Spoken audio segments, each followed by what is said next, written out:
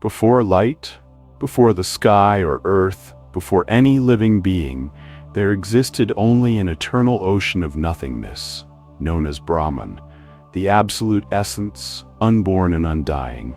From this state of stillness came the first ripple, like the universe's first breath. From the heart of this dark void, a golden egg, Hiranyagarbha, formed, glowing softly in the deep silence. When it cracked open, Brahma, the first deity, emerged in radiant splendor. He had no father, no mother. He was the first existence, the first consciousness, carrying within him the seeds of all creation.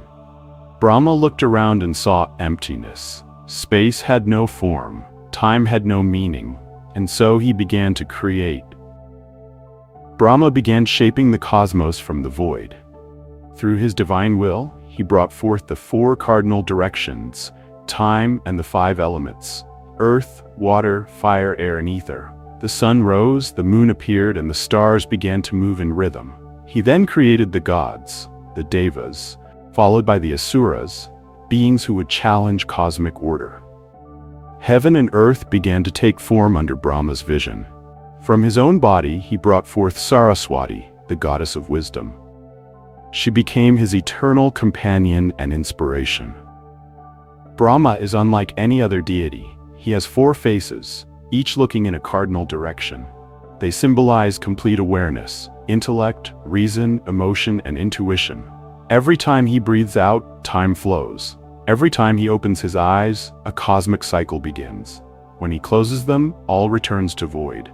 To Brahma, time is an ocean, endless, deep, and cyclical. From his mouth, the sacred syllable Om was spoken, the primordial sound that birthed the pulse of creation.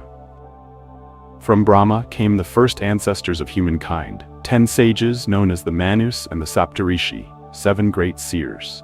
They were the keepers of divine knowledge and taught humanity law, ethics, and early civilization.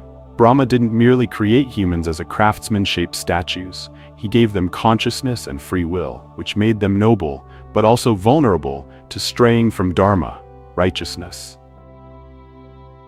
Brahma is not the only god. He exists alongside Vishnu, the preserver, and Shiva, the destroyer. Together they form the Trimurti, the sacred Hindu trinity of creation, preservation, and destruction. Brahma creates the world. Vishnu maintains balance. And when the world becomes corrupted, Shiva dissolves it to make way for rebirth.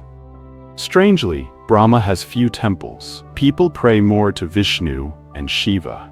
Perhaps because preservation and salvation are closer to human hearts than the responsibility of creation. Brahma symbolizes knowledge, while the others embody emotion and devotion.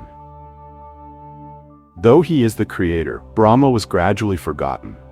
One legend says Brahma grew proud, claiming to be supreme. Shiva, with unmatched power, humbled Brahma, removing one of his 5 faces to teach him humility. Brahma has few devotees, perhaps because creation is a burden. People long to be protected, like by Vishnu, or liberated, by Shiva, more than to bear the weight of creating and sustaining. Brahma symbolizes pure knowledge, selfless creation, and the wisdom to give without expectation. He doesn't create for worship. He creates because it is his essence to bring meaning into the void.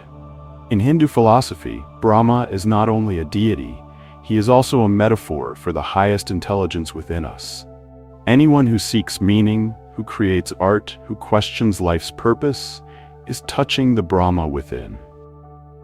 The question, who is Brahma, isn't just about an ancient god. Brahma is the creative force inside each of us, where thought rises above instinct, where knowledge triumphs over fear, where we turn inner chaos into a universe of understanding. We may not worship Brahma with incense and offerings, but we honor him every time we create, learn, or take responsibility for the world we help shape.